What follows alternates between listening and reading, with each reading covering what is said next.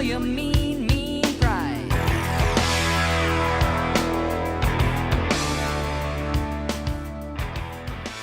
Welcome, ladies and gentlemen, one and all, to the Bears Den. This is episode 5.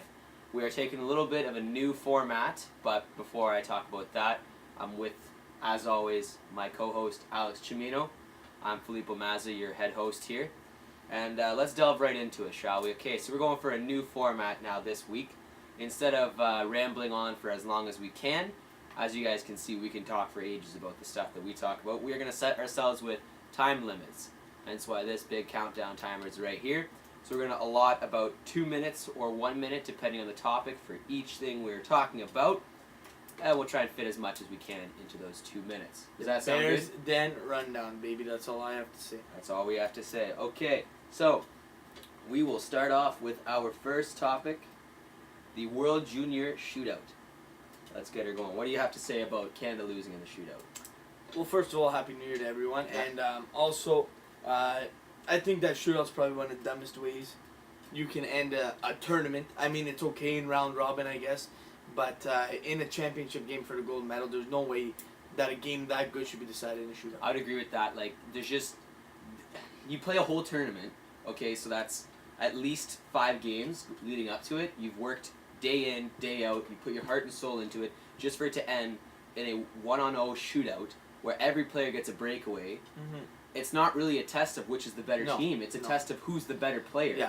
So there's a reason why the NHL does not have shootouts in the playoffs. Yeah. And it's for this exact same reason. Exactly. And it sucks to watch. Like, I mean, we could be sitting here saying the complete opposite thing if Canada had won. We probably would be saying, this is great, this was an amazing game to watch. But now since Canada has lost, we're all freaking out about how dumb the shootout idea is. But you still have to look at it as if we were to lose, USA would be saying the same thing about the shootout. Yeah. You can't have it in a championship game. No. Or if you are, at least make it after maybe you do the 10 minutes of 5-on-5 like they did, and then 10 minutes of 4-on-4, then 10 minutes of 3-on-3, and then go to a shootout. I wouldn't even go into 4-on-4. I'd go straight to 20 minutes of 3-on-3. Yeah. Because that's, honestly, in a game like that, 3-on-3 would be the best way to find a goal because there's so much more room out there than 5-on-5, where there's more opportunities to score, and it would end better in a better than a shootout, in my opinion, because I just find that it was totally ridiculous that a game that good ended like that, and it's ridiculous. I can't say it. It was just a terrible way to lose the game, especially when you have a guy like Pierre-Luc Dubois on the doorstep that could have ended the game. And I can go on for hours about talking about how terrible a tournament this kid played. Yeah. But it stinks to lose a tournament that way, and it's got to change. You can't keep the shootout in for the finals. Yeah. So, Time as you to guys move on. can see, that was the 2-minute mark for us. So we will, we will hit the clear button on the timer. Moving on, we will now be talking about the playoff games and our predictions. We are, of course, talking about the NFL right now. 2 playoff games have already been played. Pats beat, well, this is just the intro. We won't talk about the timer. Pats have already beat the Texans, as anybody could have seen. And the Falcons beat the Seahawks. So we will now talk about the other 2 playoff games starting now. We'll start with the first one. We have the Green Bay Packers, Dallas Cowboys. Who do you have? This is probably going to be one of the best games of the year. Easily. And you know what? I'm a guy that won't bet against my team. And I know Green Bay's hot, but I'm gonna go with Dallas because You're an idiot. And I'll stick to my guns. And you know what? Maybe it's time that there's a change with the this phantom about rookie quarterbacks not being able to get the job done. I think Dak Prescott is ready to get the job done, especially with such a good O-line that he has. I think and he's got Zeke in the back, and Jordy Nelson is a very large question mark. He's not playing. He's already been ruled out. So, but like I said, I think he's you're ruled just out. being a homer right now. No, I'm not being a homer. I'm sticking to my guns. I'm sticking to my guns. I'm going to say Green Bay for the fact that Green Bay has won 7 straight games coming into this, and they haven't played easy opponents in that stretch. They played maybe a couple here and there, but they've faced a lot of good challenges, and they've come out with victories. Aaron Rodgers, you get him with 10 seconds left on the clock, and you need a Hail Mary. He's going to get the touchdown anyways. So if it comes down to that, that's an easy win for Green Bay. Dallas has shown that they can lose to teams like the Giants. I don't think Dallas has that capability. I mean, they are a great team, and I would not be surprised if Dallas took the win over Green Bay. Of course, you're just being the homer and just sticking with. I'm not being a homer. Being a homer. But if you're looking at the facts, Filippo, you're looking at the facts. The odds are still with Dallas. All the spreads are with Dallas. So you can't rely on spreads. Hey, I'm just saying. You cannot rely on spreads. Filippo, I'm saying that Dallas is not out of this game. I never said they were. I never said they were. I'm not being a homer. You're definitely being a homer. I'm going for the right team. I guarantee you're being a homer right now. And I'm you know not what? being a homer. You can't look at spreads at all. Those are just normal people trying to bet on who they think is going to win. They got the Atlanta Seahawks game, and they also got the New England game right. So I don't know what to say, but Dallas is going to take that game. I say the pack is going to take that one, but you know what? We will move on. I'm trying to find my mouse here. Sorry. Here we go. Clear.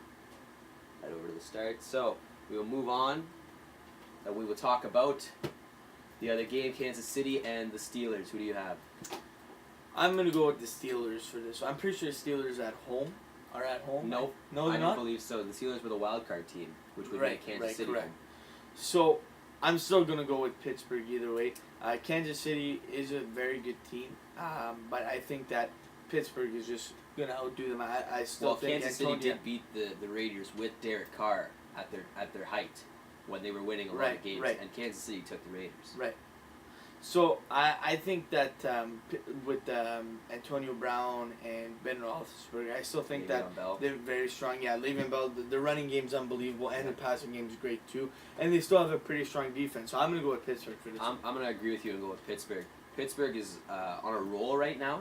They're very confident. You look at the quotes that Le'Veon Bell has been saying. He thinks he's the best running back in the game at this point, which it's very debatable. arguable. I swear to God, if you say David Johnson, I'm gonna. No, I'm not. But he is on a new level right now. Mm-hmm. He's playing some great football. Antonio Brown, no touchdowns coming into his first playoff game in the playoff. No touchdowns in the playoffs, and then he takes 2 touchdowns in one game. Exactly. So he can do anything. Ben Roethlisberger is playing great. Steelers are playing great as well. Kansas City, a good team. Don't get us wrong. Good team, like we said, they beat the Raiders. Their defense is very, very good. It's just going to be a tough game against the Steelers. The Steelers are also the underdog, and it's always easy as an underdog to take an upset because, you have nothing to lose. You're just going to go out there and play your hardest. And the Steelers are playing very well right now, and they have, as we said, Ben Roethlisberger, Antonio Brown, Le'Veon Bell. They're playing some good football. Yeah, they could take it all the way. It'll be a great game. I mean, if they move on against the Pats, it'll be a good game. If the defense, that will be a good game. If the defense could get to Tom Brady, but we're going off a little too far. Yeah, so because I don't know about that. Yeah, they got to win the first. Yeah, game it's gonna be a great game to watch. Exactly. All right, we will take a short break, and we'll come back to you after this quick message. Thanks.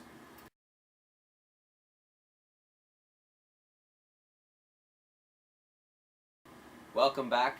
Thanks for those messages from St. Benedict's Catholic Secondary School. Come to the open house. It's gonna be great. Gonna be great. 17th. Be there. 5:30. Absolutely. All right. I'm running the fashion show. Anything else to say? Anything else you might want to say? No. Let's go. Let's do this. Oh, you're good. Let's go back to the rundown. Let's go. Yeah. Okay. Next up, we're gonna be talking about our NHL All-Star snubs. This is gonna be another 2-minute topic, as you can see. And let's just get the clock going. Let's get her going. Who do you think is a big snub here in the NHL All-Star game?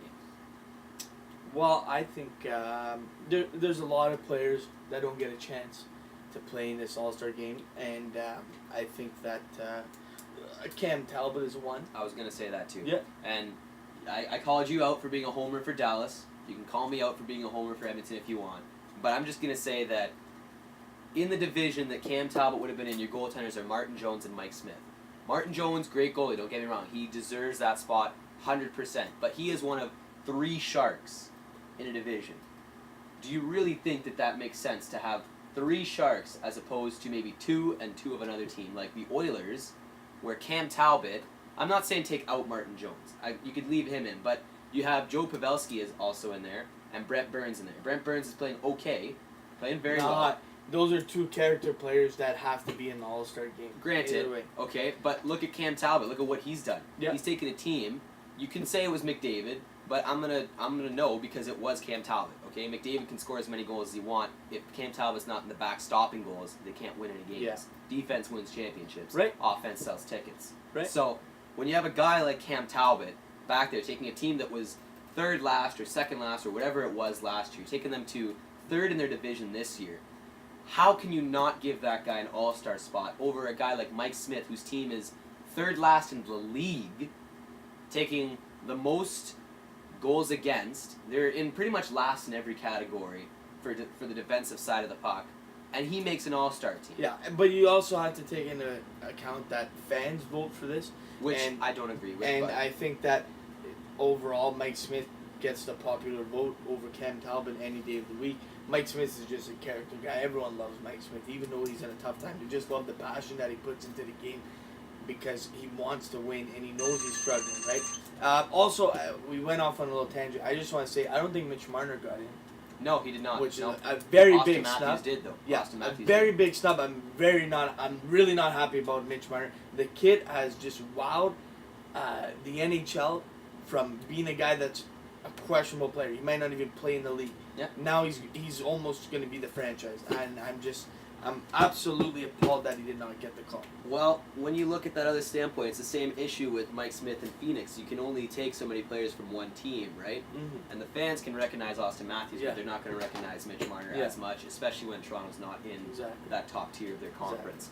So, moving on, just before we preface our little 2-minute talk here, a little bit of a change in the format once again. Instead of doing a Game of the Week segment, we're going to be doing what's called the Team of the Month segment, where we will follow a team for an entire month, go through their games, get you some highlights, some stats, some scores, some info, some news. It's a little bit easier than... Also, but so that way you know, just not for that 1 week how the team did, you know how Exactly. they're looking You can follow them throughout the month. throughout the whole And month. it's just easier for us because that way we're not running around all over the place trying to find a different game from a different sport every week. Yep. It just so happens that this week in the munch of January, we will be following the St. Benedict Bears hockey team. Most of you guys could, ask us, you're already halfway through the month, how is this going to work? We'll be taking it from here on to the end of February, we'll say, because usually the hockey season starts to end around late Mhm. February, early March. So that's what we'll be talking about. We'll get the timer going right now. So we're following the St. Benedict Bears hockey team from here until the end of February. News about the Bears hockey team so far, despite a big win against Llewellyn as the last game of the regular season that many thought would get the team into the A division, because of goals for and goals against, they ended up not making it in. I gotta stop talking about them in third person. We're on the Yeah, team. we're on. Lost the pen there. So we ended up not making it into the first division. We are now in Division 2, playing against teams like Llewellyn, Lively, and Manitoulin. Recent slide right now, we've taken a tie, and while the game, this was the first game of the new division, and we started off with a tie in a game that really should have been an easy win. What are your thoughts so far on the team? How they look? One word that can, well, actually, there's a few points that can describe our team. One is that we can't score, and two is that we are the worst disciplined team in the league. And I'm calling out because we need to straighten out, because that game against Llewellyn was very winnable, and we pulled the Leafs. It's true. We actually pulled It's the true. Leafs. We gave up the lead in the third after a couple penalties and just some really scrapyard hockey. Yeah. And the game against Llewellyn the first time was awesome. We played great, 5-2. played with a lot of heart, and we 5-2. scored goals. But then we come into the maybe a smaller ice service. Guys weren't in it. It was a Monday night after the break. Yeah. The guys are out of shape, Too much turkey exactly, on the bones. exactly. But- So it's a slide, but there's always room to bounce back against Manitoulin Friday night Friday at night, 7 check it out. in Manitoulin. I know that you guys probably aren't going to come watch. It's in. But we'll Manitoulin. have highlights. But we'll have highlights. Somebody And, there will film. Yeah.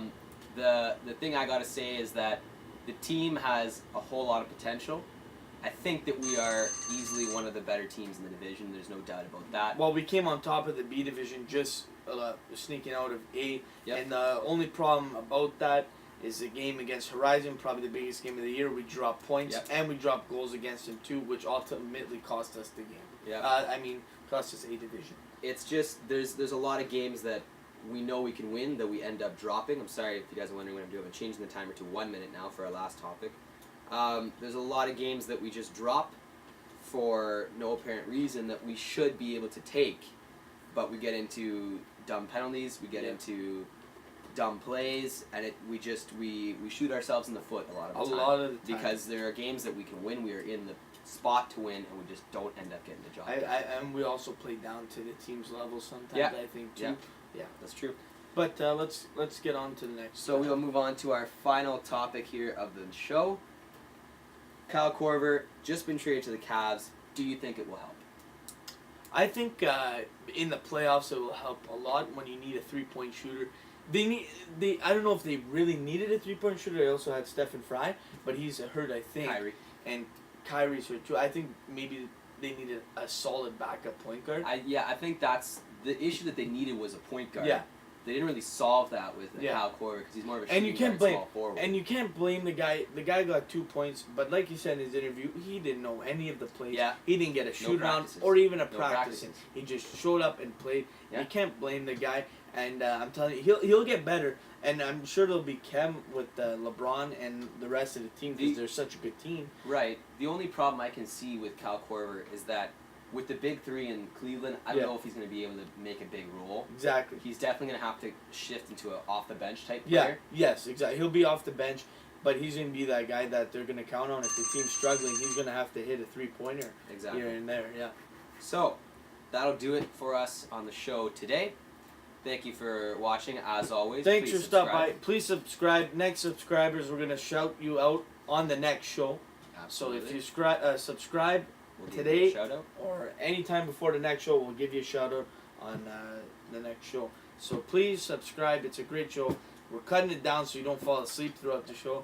Absolutely. And we're doing this for you guys. So, All right, so next week, be sure to tune in because we will have highlights and info from the game against Manitoulin for the St. Benedict Bears. New topics every week. As always, thanks for stopping by, folks. Thanks.